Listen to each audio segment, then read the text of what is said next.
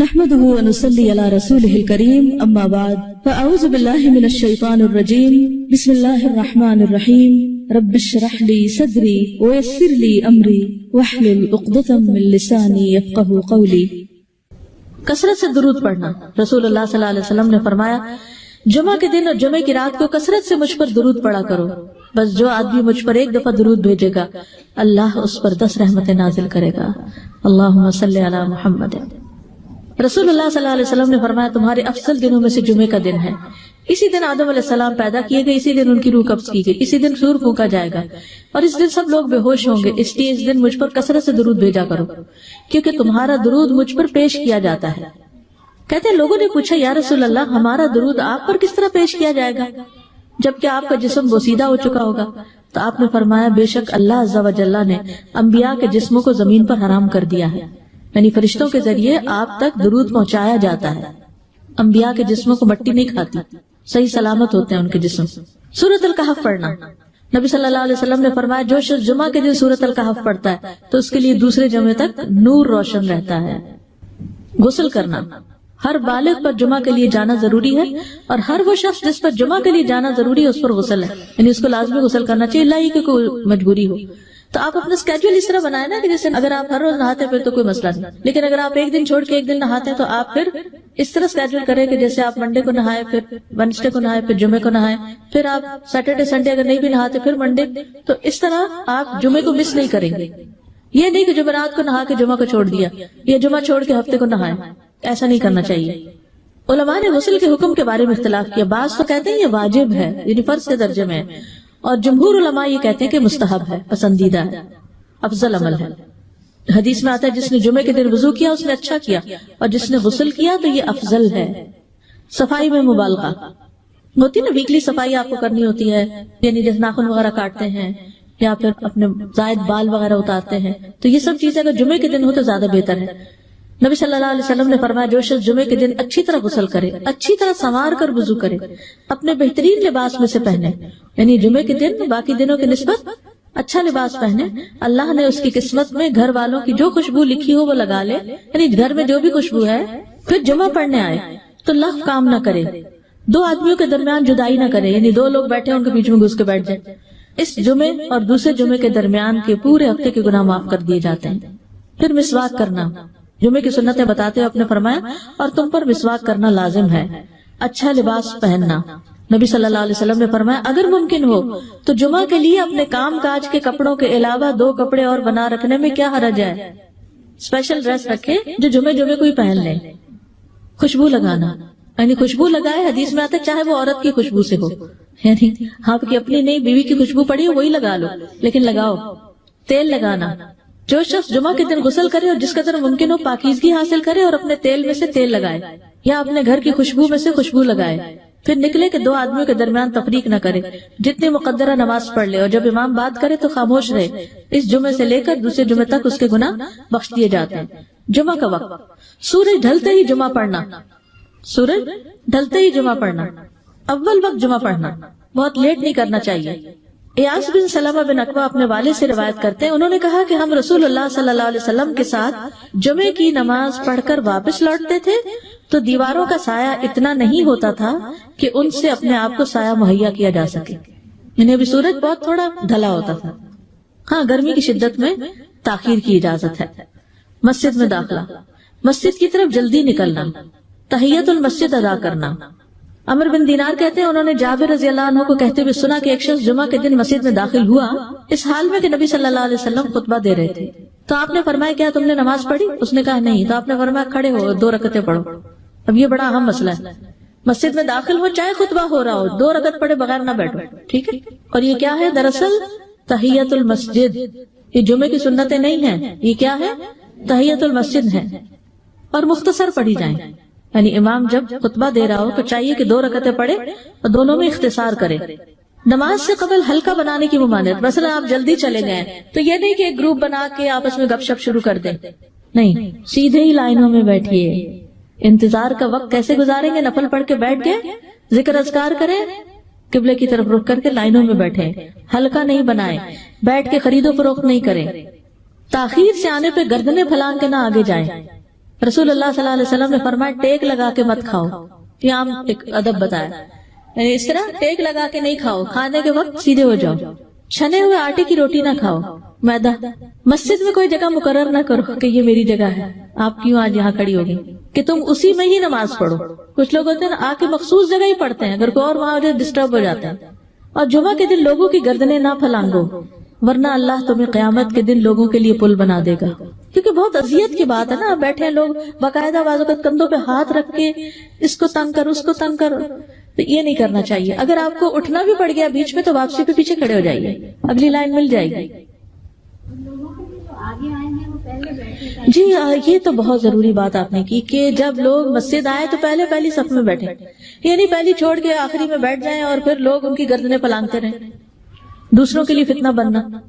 جابر بن عبداللہ رضی اللہ عنہ سے روایت ہے کہ جمعے کے دن رسول اللہ صلی اللہ علیہ وسلم خطبہ ارشاد فرما رہے تھے کہ ایک آدمی مسجد میں داخل ہوا، وہ قریب آ کر بیٹھنے کے لیے لوگوں کے اوپر سے گزرنے لگا۔ رسول اللہ صلی اللہ علیہ وسلم نے فرمایا بیٹھ جاؤ، تحقیق تم نے لوگوں کو تکلیف پہنچائی اور دیر سے آئے۔ یہ عربی کے الفاظ بڑے خوبصورت ہیں، اجلس فقد آذیت و آنیت، کتنی جامع زبان ہے یہ، اجلس فقد آذیت، تو نے اذیت دی، و آنیت، اور دیر سے آئے۔ تو اس سے منع کیا گیا کسی کو اس کی جگہ سے نہ اٹھانا۔ جابر رضی اللہ عنہ نبی صلی اللہ علیہ وسلم سے روایت کرتے ہیں، آپ نے فرمایا تم میں سے کوئی شخص جمعہ کے دن اپنے بھائی کو کھڑا نہ کرے کہ پھر دوسری طرف سے آ کر اس کی جگہ پہ خود بیٹھ جائے، بلکہ جو آئے وہ کہے جگہ کشادہ کرو، ہمارے لیے بھی جگہ بناؤ، یہ کہے۔ خطبہ جمعہ اور اس کے آداب، خطبہ جمعہ کی اہمیت۔ جب اذان ہو جائے تو کیا کرے انسان؟ مسجد کی طرف دوڑ پڑے۔ تو مسجد میں جماعت تو نہیں ہو رہی ہوگی، پہلے کیا ہو رہا ہوگا؟ خطبہ ہو رہا ہوگا۔ امام کے خطبے سے پہلے سلام کرنا، نبی صلی اللہ علیہ وسلم جب ممبر پر چڑھتے تو حاضرین کو السلام علیکم کہتے۔ امام کا کھڑے ہو کر خطبہ دینا، رسول اللہ صلی اللہ علیہ وسلم کھڑے ہو کر خطبہ دیتے، پھر بیٹھ جاتے، پھر کھڑے ہوتے اور کھڑے ہو کر خطبہ دیتے، یعنی بیچ میں تھوڑا سا بیٹھ بھی جاتے تھے۔ جس نے تمہیں یہ خبر دی کہ آپ بیٹھ کر خطبہ دیتے تھے تو تحقیق اس نے جھوٹ بولا، بس یقیناً اللہ کی قسم میں نے آپ کے ساتھ 2000 سے زائد نمازیں پڑھی ہیں، یعنی جن میں بہت سے جمعے بھی آئے ہیں، تو ایسا کچھ نہیں۔ امام کا 2 خطبے دینا، یعنی کھڑے تھے پہلے، پھر ذرا بیٹھ گئے، پھر دوسری دفعہ اٹھے تو یہ 2 خطبے ہو گئے۔ مختصر خطبہ دینا، آپ کے خطبات چند کلمات ہوا کرتے تھے، بہت لمبی تقریریں نہیں، آپ کا خطبہ درمیانہ ہوتا تھا۔ نبی صلی اللہ علیہ وسلم نے فرمایا آدمی کا نماز کو لمبا کرنا اور خطبے کو مختصر کرنا اس کی سمجھداری کی علامت ہے۔ بس نماز لمبی کرو، خطبہ مختصر کرو، کیونکہ بعض بیان جادو جیسا اثر رکھتے ہیں، یعنی تھوڑے بھی بات کرو گے تو دل میں چلی جائے گی۔ نماز پہ زیادہ توجہ۔ نبی صلی اللہ علیہ وسلم کا خطبے میں سورۃ قاف پڑھنا، حارثہ بن نعمان کی بیٹی سے روایت ہے، کہتی ہے کہ میں نے سورۃ قاف رسول اللہ صلی اللہ علیہ وسلم سے سن کر حفظ کر لی۔ آپ ہر جمعے کو خطبے میں پڑھا کرتے تھے۔ سامعین کا امام کی طرف رخ کرنا، یعنی جمعے کے دن یہ نہیں کہ آپ کرسی لگا کے کسی اور طرف منہ کر کے بیٹھ جائیں اور جب جماعت ہو تو پھر صف میں کھڑے، نہیں، آپ صف میں بیٹھے ہو، کس طرف ہو؟ قبلہ رخ ہو، امام سامنے ہی ہوگا نا قبلے کی طرف۔ ایک صحابی کہتے ہیں کہ جب آپ ممبر پہ چڑھتے تو ہم اپنے چہروں کے ساتھ آپ کی طرف متوجہ ہوتے، ادھر ادھر نہیں دیکھتے تھے خطبے کے دوران۔ امام کے قریب بیٹھنا، اللہ کے نبی صلی اللہ علیہ وسلم نے فرمایا ذکر میں حاضر ہوا کرو، یعنی خطبہ میں، اور امام کے قریب بیٹھا کرو، بے شک آدمی دور ہوتا رہتا ہے حتیٰ کہ وہ جنت میں بھی پیچھے ہی ہوگا اگرچہ وہ اس میں داخل بھی ہو جائے۔ تاخیر کی اتنی مذمت ہے۔ خاموشی سے خطبہ سننا، یعنی بات نہیں کرنی چاہیے، کوئی اہم بات بھی نہیں پوچھنی چاہیے۔ ابن مسعود سے روایت ہے کہ انہوں نے ابی ابن کعب سے قرآن کی کسی آیت کے بارے میں سوال کیا، جبکہ اللہ کے نبی خطبہ دے رہے تھے، تو انہوں نے اعراض کیا اور کوئی جواب نہ دیا۔ پھر جب آپ نے نماز پڑھائی تو ابی کہنے لگے تمہارا جمعہ ہی نہیں ہوا۔ تو ابن مسعود نے رسول اللہ صلی اللہ علیہ وسلم سے پوچھا تو آپ نے فرمایا ابی نے سچ کہا، کوئی بات کرنے کی اجازت نہیں، یہ کہنے کی بھی کہ چپ ہو جاؤ یہ بھی اجازت نہیں۔ عبداللہ بن مسعود کہتے کہ جب امام جمعہ کے لیے آ گیا پھر تمہارا اپنے ساتھی سے یہ کہنا کہ خاموش رہو لغویت کے لیے کافی ہے، یہ بھی لغو بات ہے۔ کوئی لغو حرکت نہ کرنا، کنکریوں سے نہ کھیلنا، فون سے نہیں کھیلنا، میسیجز چیک نہیں کرنا، انگلیوں میں انگلیاں ڈال کے پٹاخے نہیں بجانا، گوٹ مار کے نہیں بیٹھنا۔ گوٹ مار کے کیسے بیٹھتے ہیں؟ گھٹنے اوپر کر کے اور یوں ایسے گھٹنوں کے گرد ہاتھ ڈال کے۔ کئی دفعہ ایسے نظر آتا ہے کہ خطبے میں لوگ اس طرح بیٹھے ہوتے ہیں کیونکہ پتہ نہیں ہے، یعنی آپ چوکڑی مار سکتے ہیں۔ آپ سب سے افضل پوزیشن تو یہ ہے کہ جیسے نماز کے اتحیات میں ہم بیٹھتے ہیں، لیکن کچھ لوگ اس طرح بیٹھ نہیں سکتے، چلے کرسی میں بیٹھ جائیں۔ اگر کرسی نہیں ہے نیچے بیٹھے ہیں تو چوکڑی مار کے بیٹھ جائیں، مگر ٹانگیں اس طرح پیٹ کے ساتھ لگا کے گھٹنوں پہ ہاتھ کو بل دے کے اس طرح نہیں بیٹھے۔ اگر مجبوری ہے تو وہ اور بات ہے، لیکن یہ کہ بلا وجہ نہیں کرنا چاہیے کیونکہ ادب کے خلاف ہے۔ اونگ آنے پر جگہ بدلنا.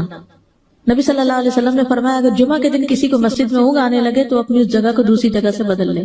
کہ بعض اوقات ایسا ہوتا ہے نا خطبے کے وقت بڑی سکینت ہوتی ہے اور آخری خطبہ تو آپ نیند میں ہی سنتے ہیں. نماز جمعہ کی رکعت 2 رکعت ہے فرض بس. جمعہ کی نماز 2 رکعتیں ہیں اور ان دونوں میں قرات ہوتی ہے. نبی صلی اللہ علیہ وسلم جمعے میں سب اسم ربک الاعلی اور حل اتاک حدیث الغاشیہ پڑھتے. کبھی جمعہ اور عید کٹھے ہو جاتے تب بھی دونوں نمازوں میں یہی سورت پڑھتے تھے. ٹھیک ہے. اسی طرح صبح کی نماز میں جمعے کے دن الف لام میم التنزیل اور حل اتی علی الانسان کی قرات کرتے اور نماز جمعہ میں سورۃ الجمعہ اور منافقین کی تلاوت کرتے. یعنی یہ بھی ملتا ہے. فرض کے بعد 2 رکعت پڑھنا. عبداللہ بن عمر سے روایت ہے انہوں نے رسول اللہ صلی اللہ علیہ وسلم کی نفل نماز کو بیان کیا اور کہا کہ آپ جمعے کے بعد کوئی نفل نماز نہیں پڑھتے تھے حتیٰ کہ واپس تشریف لے جاتے پھر اپنے گھر میں 2 رکعت پڑھتے تھے.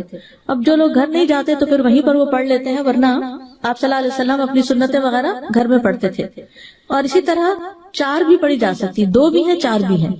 آپ صلی اللہ علیہ وسلم نے فرمایا جب تم میں سے کوئی جمعہ پڑھ چکے تو اس کے بعد 4 رکعتیں پڑھے. یہ آپ کا حکم ہے. تو جب آپ کا 2 چیزیں ہوتی ہیں سمجھنے کے لیے, ایک آپ کا فعل ہوتا ہے اور ایک آپ کا حکم ہوتا ہے. تو ہمارے لیے کیا ہے جو آپ کا حکم ہو. جمعے کے بعد کوئی اور نماز پڑھنے سے پہلے گفتگو کرنا, یعنی سنت پڑھنے سے پہلے گفتگو کرنا. اسما بن مالک سے مرفوعاً روایت ہے کہ جب تم میں سے کوئی آدمی جمعہ کی نماز پڑھے تو اس کے بعد اس وقت تک کوئی نماز ادا نہ کرے جب تک کسی سے کلام نہ کرے یا اس جگہ سے نکل نہ جائے. پہلے منع تھا, اب کوئی نہ کوئی بات کر لینی چاہیے. نہیں سمجھ آئی؟ یعنی جمعہ پڑھ لیا آپ نے اور پھر کسی سے آپ سلام دعا کر لیں, اس کے بعد سنت پڑھیں یا نفل جو بھی. ٹھیک ہے. اور گھر جانا تو گھر جا کے پڑھیں, اور اگر گھر نہیں جانا کام پہ جانا تو ادھر ہی پڑھ کے چلے جائیں. کتنا پیارا ہے ہمارا دین کہ اتنا لمبا بھی چپ کر روزہ نہیں رکھوایا. بالکل. عاصم سے روایت ہے, وہ ابو قلابہ سے نقل کرتے ہیں میں نے ان کے ساتھ جمعہ کی نماز پڑھی. جب میں نے اپنی نماز پوری کر لی انہوں نے میرے ہاتھ کو پکڑا اور میری جگہ پر کھڑے ہوئے اور مجھے اپنی جگہ پہ کھڑا کیا. وہ جب چینج کرتے ہیں نا جگہ, وہ اس کی بات ہو رہی ہے. یعنی جمعے کے بعد کوئی اور نماز پڑھنے سے پہلے بات بھی کر لینا, جگہ بھی تبدیل کرنا. لیکن اگر کچھ لوگ پہلے سے ہی آپ کی سنتیں شروع کر چکے اور کوئی چینج کرنے والا نہیں تو پھر پڑھ لیجیے. یعنی یہ مستحب اعمال ہیں, ان میں ایسا نہیں کہ کوئی گناہ لازم ہو جائے گا, لیکن افضل یہ ہے, افضل سے اجر زیادہ ہو جاتا ہے. جمعہ کے دیگر احکام. 1 رکعت پانے پر بھی جمعہ ادا ہو جاتا ہے. یعنی اگر کسی کو رش مل گیا, پارکنگ نہیں ملی اور 1 رکعت میں بھی پہنچ گیا تو جمعہ ہو گیا. امام سے دعا کا کہنا. انس کہتے ہیں کہ ایک سال نبی صلی اللہ علیہ وسلم کے عہد